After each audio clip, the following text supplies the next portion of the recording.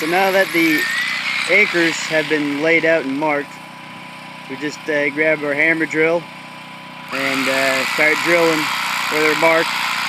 We use a little smaller size bit to kind of get a little pilot hole going, and then we pull out the 3/4 inch bit for this case to set those anchors in.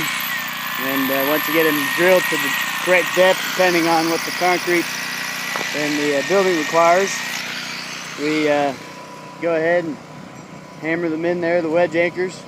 You can see we got 2 right there set, and we got about 2 inches exposed with about 8 inches buried in the concrete pier, required per foundation design or experience.